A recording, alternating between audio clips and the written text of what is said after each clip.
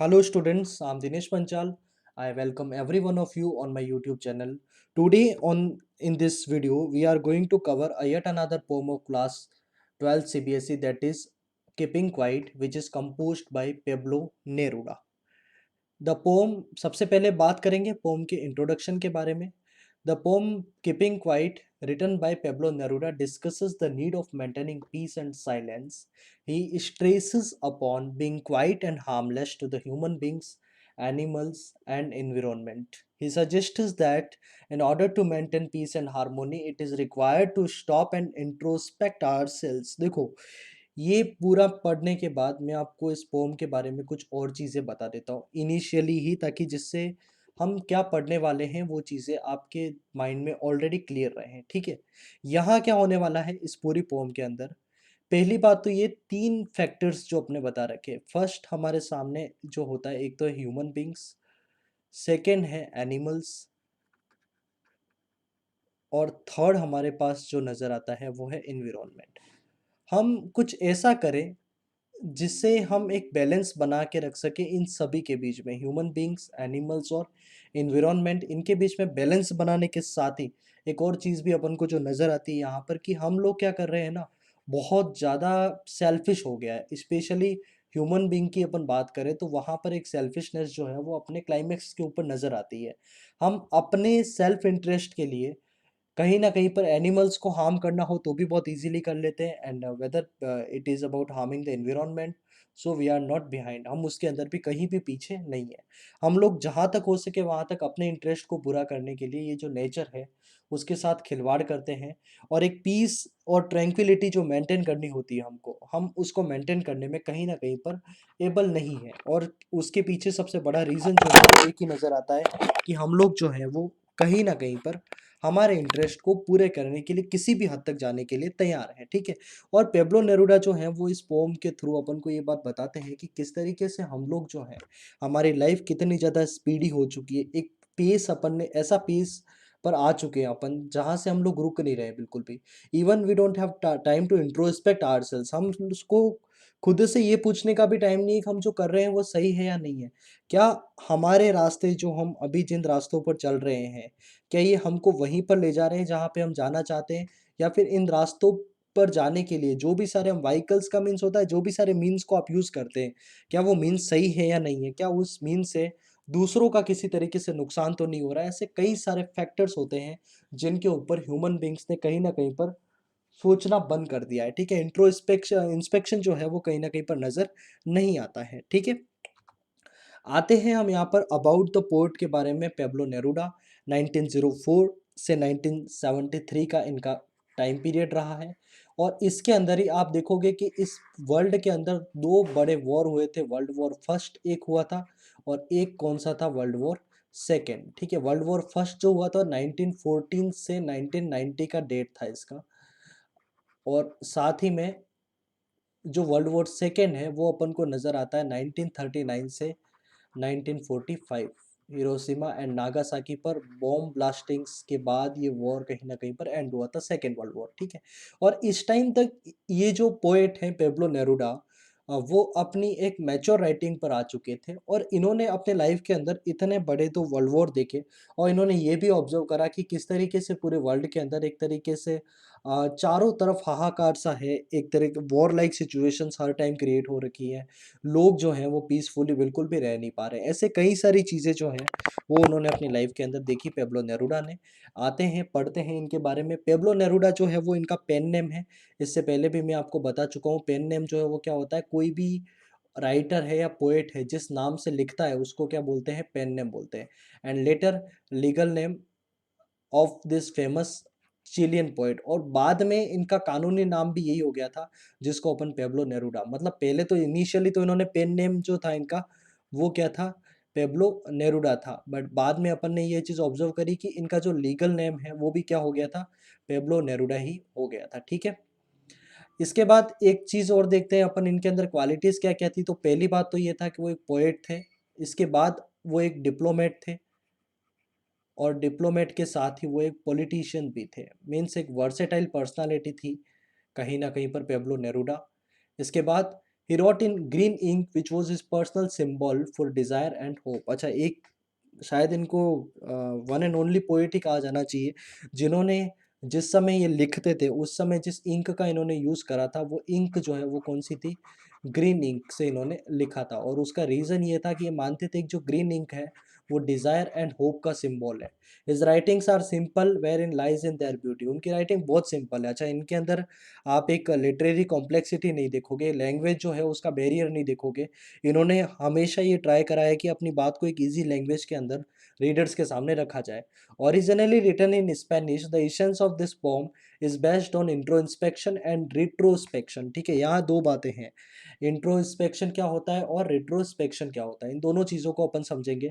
The poet feels that some soul searching is needed for us to be at peace with ourselves and others. हमारे लिए बहुत ज़रूरी है हम अपनी आत्मा के अंदर झांक के ये चीज़ देखें कि क्या ऐसी चीज़ है जो हमको वाकई में पीसफुल बनाती है। ठीक है, क्या हमारे एक्ट्स जो हैं, जो भी एक्ट आज अपन कर रहे हैं वो सही है या नहीं है। अच्छा, एक बात और, यहाँ पर मैंने कहा था इंट्रोस्पेक्शन और रेट्रोस्पेक्शन क्या होता है। एक वर्ड होता है जिसको आप कहते हो इंस्पेक्ट करना, इंस्पेक्टर भी आपने निश्चित तौर पे सुना ही होगा। एक इंस्पेक्टर होता है, इंस्पेक्टर का मीन्स किसी चीज़ का निरीक्षण करने वाला जो होता है उसको अपन बोलते हैं इंस्पेक्टर। और इंस्पेक्टर क्या करता है, बाहर के जो इवेंट्स होते हैं, बाहर के लोग जो है उनको इंस्पेक्ट करता है। ठीक है, अब इसी घटना को जब अपन बोलते हैं इंट्रो इंस्पेक्ट, तो इसका मतलब होता है खुद का इंस्पेक्ट करना। ठीक है, इंट्रो इंस्पेक्ट है ना, ये क्या होता है, खुद के अंदर ही जाग कर देखना, खुद का निरीक्षण करना, उसको अपन क्या बोलते हैं, इंट्रोस्पेक्शन बोलते हैं। ठीक है, रेट्रोस्पेक्शन फिर से देखना है ना, उसी चीज को वापस रिवाइज करना। ये जो दो वर्ड है इंट्रोस्पेक्शन और रेट्रोस्पेक्शन जो है वो इन दोनों चीजों के ऊपर बेस्ड है। ये पूरी पोम है जहां पर पोएट अपन से ये अर्ज करते हैं that you should introspect yourself, that whatever acts are being done by you, are they actually good और नॉट, है ना। स्टेंजा के ऊपर आते हैं अपन सीधा, फर्स्ट स्टेंजा के ऊपर। अब यहाँ ये क्या करते हैं कि अपन से काउंटिंग करने के लिए कहते हैं। अब सोचिए इनका क्या ऑब्जेक्टिव रहा होगा कि अपने रीडर्स को बोलते हैं कि आप 12 तक काउंट करें। ठीक है, क्या ये अपने रीडर्स का टेस्ट करना चाहते हैं कि मेरे रीडर्स को 12 तक की काउंटिंग आती है या नहीं आती है। नहीं, ऐसा बिल्कुल भी नहीं है। यहाँ पे ये किसी तरीके से अपन को ये टेस्ट नहीं करना चाह रहे हैं, बल्कि ये जो काउंटिंग की बात कर रहे हैं ये काउंटिंग बहुत तरीके से अलग है। इस काउंटिंग के दौरान कई सारी चीज़ें ऐसी होने वाली हैं जो हमारे लिए नई है। ठीक है, वो क्या क्या चीज़ें हैं अपन देखते हैं। सबसे पहला इनकी बात शुरू होती है, now we will count to 12। हम क्या करेंगे, 12 तक काउंट करेंगे। And we will all keep still. Still का मीन्स होता है बिल्कुल जैसे हैं वैसे ही रहेंगे हम। For once on the face of the earth, इस अर्थ के पूरे फेस के ऊपर किसी भी तरीके का, let's not speak in any language, हम किसी भी लैंग्वेज के अंदर बात नहीं करेंगे। Let's stop for 1 second and not move our arm so much. देखो यहाँ पे दो बातें।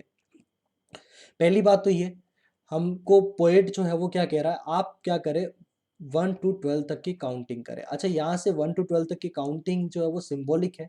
यहाँ पे 12 जो है, जहाँ तक मेरा मानना है, ये दो सेंस में यूज हो सकता है। पहली बात तो ये है, 12 जो है वो नॉर्मली अपने डेज आवर्स होते हैं क्लॉक के अंदर, और साथ ही में 12 जो है वो क्या होते हैं, एक ईयर के अंदर मंथ भी होते हैं। ठीक है, तो यहाँ पर ये दोनों बातें कर सकते हैं, या तो पूरे दिन भर, क्योंकि 12 सेकंड के अंदर तो कोई बहुत बड़ा इम्पैक्ट जो है वो नहीं पड़ने वाला है। या तो वो पूरे 12 आवर्स की बात करते हैं या फिर 12 मंथ्स की बात करते हैं। उनके अंदर वो कहते हैं we will all keep still, हम बिल्कुल है वैसे के वैसे रहेंगे। For once on the face of the earth let's not speak in any language, क्योंकि पोएट का ऐसा मानना है कि जो लैंग्वेज जो होती है, ये लैंग्वेज जो है कहीं न कहीं पर क्या कोस है, एक तरीके से बैरियर है ना? और लैंग्वेज के आधार पर ही आपने देखा होगा कई सारे नेशंस जो हैं उनके बीच पार्टीशन तक हो जाता है एक लैंग्वेज के लिए। तो लैंग्वेज जो है वो एक बहुत बड़ा मैटर है, आप ये कह सकते हो। और कहीं न कहीं पर अगर हम किसी भी लैंग्वेज के अंदर नहीं बोलेंगे, हमारी सबकी लैंग्वेज जो है वो एक ही लैंग्वेज रहेगी और वो रहेगी साइलेंस, है ना? और इसी लैंग्वेज के अंदर हम सभी समझेंगे, ठीक है? तो let's not speak in any language, किसी भी लैंग्वेज के अंदर ना बोले। Let's stop for 1 second, 1 second के लिए स्टॉप करें। And not move our arm so much. यहाँ पे आर्म सो मच का मीन्स क्या है, यहाँ पे आर्म्स जो है वो सिंबॉलिक तरीके से यूज हुआ है, क्योंकि आर्म्स का मीन यहाँ पर है वेपन्स। जो भी सारे वेपन्स यूज हो रहे थे उस टाइम में, उन सभी वेपन्स को आप रोक दो, एक दूसरे के ऊपर अटैक करना छोड़ दो और बिल्कुल स्टील हो जाओ। ठीक है, ये हमारा फर्स्ट स्टेंजा था। और फर्स्ट स्टेंजा के अंदर लिटरेरी डिवाइसेस के अंदर क्या क्या है, तो पहला है एजोनेंस। एजोनेंस क्या होता है, यूज ऑफ वॉयल साउंड, और यहाँ पे हम देखेंगे ओ जो है वो यहाँ पर यूज हुआ है। Now we will count to 12 not move our arm so much. तो आप देखोगे इस पूरे स्टेंजा के अंदर ओ जो है उसका रिपीटेशन हुआ है, इसीलिए ये एजोनेंस है। और एजोनेंस क्या होता है, जिस समय वॉयल साउंड का रिपीटेशन होता है उसी का जस्ट अपोजिट होता है एलिट्रेशन। जिस समय कॉन्सोनेंट साउंड का रिपीटेशन होता है उसको अपन क्या बोलते हैं, एलिट्रेशन बोलते हैं। नेक्स्ट वर्ड है एनाफोरा, ये सेकेंड लिटरेरी डिवाइस है। Two consecutive lines starting with the words let's, मतलब अगर एक ही वर्ड से अगर दो कॉन्जिक्यूटिव लाइन्स स्टार्ट होती है तो उसको अपन क्या बोलते हैं, एनाफोरा बोलते हैं। और एनाफोरा के अंदर अपन यहाँ देखेंगे let's not speak in any language और लेट्स स्टॉप फॉर 1 सेकेंड। तो ये दोनों में अपन देखेंगे कि फर्स्ट वर्ड जो है वो क्या है, लेट्स है, ठीक है।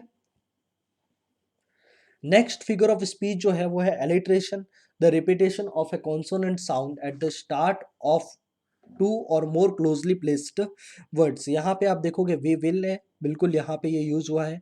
और जहाँ पर अपन देखते हैं डब्ल्यू जो है वो उसका रिपीटेशन हुआ है, तो यहाँ पर ये क्या हो जाएगा, एलिट्रेशन हो जाएगा। हम इससे पहले भी कई सारी पोम्स के अंदर इन सारे फिगर ऑफ स्पीच को डिस्कस कर चुके हैं, ठीक है। सेकेंड स्टेंजा के ऊपर अपन आते हैं, वापस वहां पर जाए जहां पर आपको पोएट ने कहा था कि बिल्कुल आप स्टील रहें, ना अपने हाथों को हिलाना है, ना किसी लैंग्वेज के अंदर आपको बोलना है, because language creates barrier according to the poet. It would be an exotic moment, ये जो मोमेंट होगा वो बहुत ज़्यादा एग्जॉटिक होगा। विदाउट रश, किसी भी तरीके का रश नहीं होगा। रश का मीन्स क्या होता है, भागदौड़ जो होती है ना, वो किसी भी तरीके की नहीं होगी। विदाउट इंजन्स, जो भी इंजन से जितनी भी सारी मशीन्स जो भी चलती है वो सब की सब रुक जाएगी। We would all be together in a sudden strangeness, और ऐसा जिस समय होगा वो मोमेंट जो है वो कैसा होगा, स्ट्रेंज होगा, जो अभी तक हमने ऐसे मोमेंट को कभी देखा ही नहीं है, ठीक है। और ये स्ट्रेंजनेस के अंदर ही, इस सडन स्ट्रेंजनेस के अंदर हम सभी लोग साथ में होंगे, क्योंकि किसी तरीके का रश नहीं होगा। और आप देखोगे किसी भी तरीके की मशीन्स जो हैं उनकी आवाज़ें नहीं होगी, और इंजन्स जो भी हैं वो सारे के सारे बंद रहेंगे।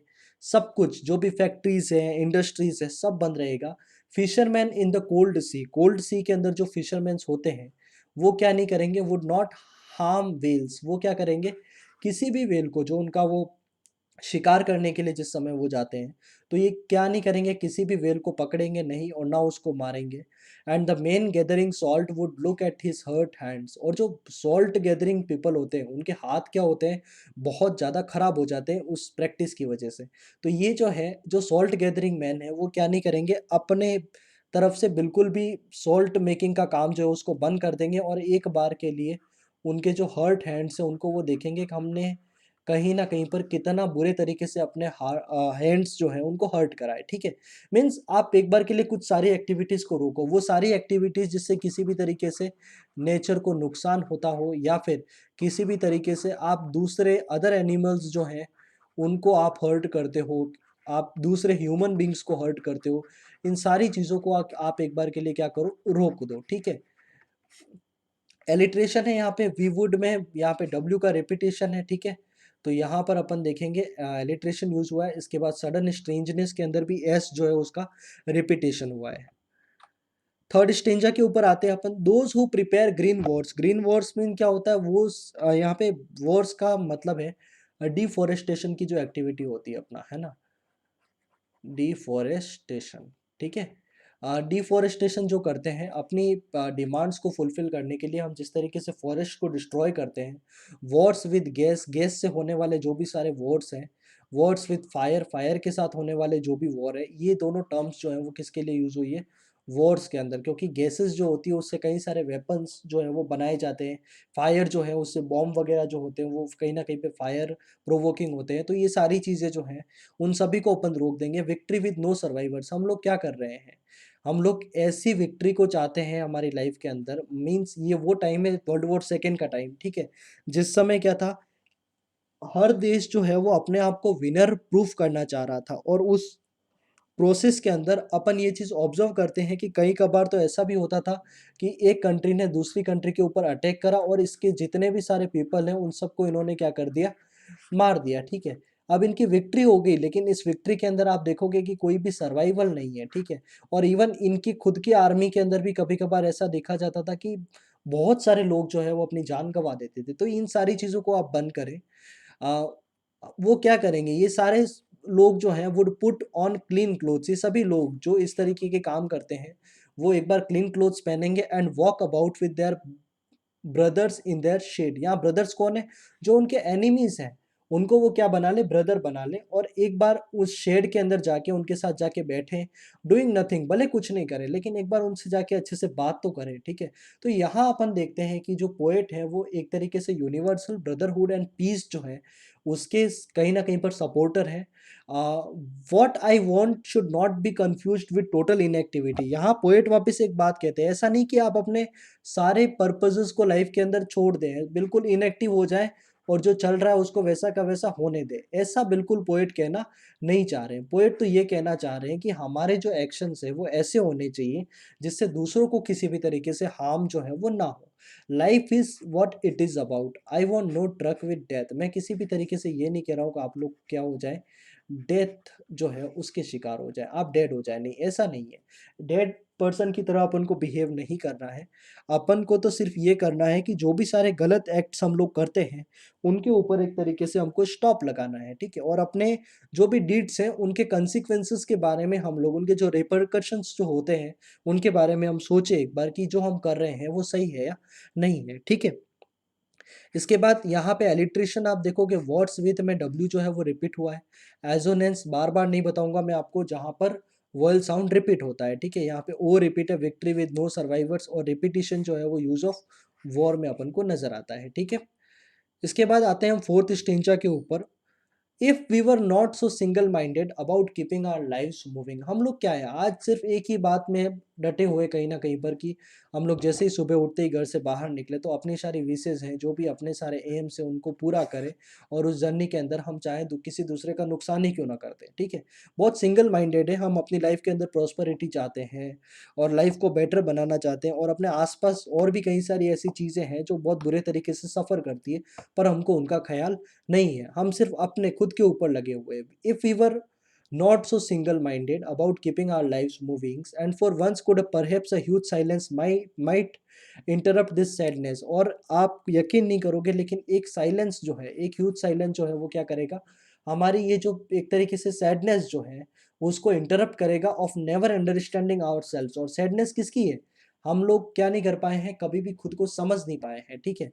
And of threatening our lives with death, और हम लोग हमेशा किसके खौफ में रहते हैं, डेथ के खौफ में रहते हैं, और इसलिए जितना भी हो सके उतना जल्दी हम चीज़ों को पाना चाहते हैं। और इन सारी सैडनेस को, जो सैडनेस है नॉट अंडरस्टैंडिंग आवरसेल्व्स, इसको कौन दूर करेगा, एक ह्यूज साइलेंस जो है वो दूर कर सकता है, ठीक है। या इंजेममेंट एक फिगर ऑफ स्पीच का यूज हुआ है, जहां पर आप ये देखोगे जो लास्ट की 4 लाइन्स है वहां पर लास्ट में तो फुल स्टॉप आपको दिखेगा, लेकिन इसके बीच में आपको किसी भी तरीके का पंक्चुएशन जो है वो नज़र नहीं आता है, ठीक है। तो ये क्या होता है अपने लिए, एक इंजेममेंट होता है, मैंने यहाँ पे लास्ट में मेंशन भी करा है। And for once could perhaps a huge silence of threatening ourselves with death. ये जो पूरी लाइन से यहाँ पर किसी भी तरीके का बिना पंक्चुएशन को यूज़ करे हुए अपन ने इस पूरे सेंटेंस को पूरा करा है, ठीक है। इसके बाद एलिट्रेशन क्या होता है, and we were so single minded, फिर से वही बात है, repetition of consonant. Last stanza है, fifth stanza. Perhaps the earth can teach us as when everything seems dead. जब अपन को सारी चीज़ें डेड नजर आएंगी, सब जगह पे अपन को क्या नजर आएगा, एक तरीके से साइलेंस जो है वो नजर आएगा, तो उस समय हमको कौन सिखा सकता है, अर्थ सिखा सकती है कि किस तरीके से हम एक बार फिर से रीबर्थ ले सकते हैं, ठीक है। मीन्स आप इंट्रोस्पेक्ट करने के बाद अपने बारे में कई सारे नए थॉट्स क्रिएट कर सकते हैं, और अपने जो रास्ते हैं उनके ऊपर आप सोच सकते हैं कि अभी तक हम जो कर रहे हैं वो सही है या नहीं है। And later proves to be alive, हो सकता है कुछ देर के लिए तो वो सब कैसा हो जाए, डेड हो जाए, और फिर बाद में वापस कैसा हो जाए, अलाइव हो जाए, ठीक है। और ये चीज़ अपन देखते हैं नेचर के अंदर में भी एक सीजन आता है आपका ऑटम का सीजन, है ना। ऑटम के सीजन के अंदर क्या होता है, जो पेड़ पौधे होते हैं वो सारे के सारे अपने लीव्स को क्या करते हैं, कहीं ना कहीं पर गिर जाती है उनकी लीव्स वगैरह जो है। इसके बाद वापस क्या होता है, उनके ऊपर एक बार फिर से एक हरी भरी जो पत्तियां जो है वो अपन को नजर आती है। Means they also get rebirth, है ना। उसी तरीके से ह्यूमन बींग्स का रीबर्थ तब होता है जब उसके विचारों के अंदर किसी तरीके का परिवर्तन चेंजेस इन थॉट्स जब देखा जाता है तो उसको अपन बोलते हैं यहाँ पर rebirth of the human beings. Now I will count up to 12 and you keep quiet and I will go. अब मैं क्या करूँगा, 12 तक काउंट करूँगा, आप लोग सभी चुप रहें और मैं यहाँ से जाता हूँ, ऐसा कहते हैं पेब्लो नेरूडा। ठीक है, तो पेब्लो नेरूडा जिस समय जाते हैं उसी समय हमारी पोम जो है वो भी खत्म होती है। वो अपन को ये मैसेज देना चाह रहे हैं, आप इंट्रोस्पेक्ट करें, अपने एक्शंस के बारे में सोचें, अपने डीड्स के बारे में सोचें, क्या इसके कंसिक्वेंसेस रहने वाले हैं, क्या आप जो अभी कर रहे हैं वो अप्रोप्रिएट है या नहीं है। ऐसे कई तरीके के मैसेजेस जो हैं वो पोएट जो है वो अपन को देना चाहते हैं। ठीक है, इसके बाद ये जो है वो पोम की समरी है, आप वीडियो को पॉज़ करके एक बार इसको पूरा पढ़ लें एंड हो सके तो इसको अपनी नोटबुक के अंदर भी लिख दें। ठीक है, so this was the poem the keeping quiet by Pablo Neruda. Thank you so much for listening.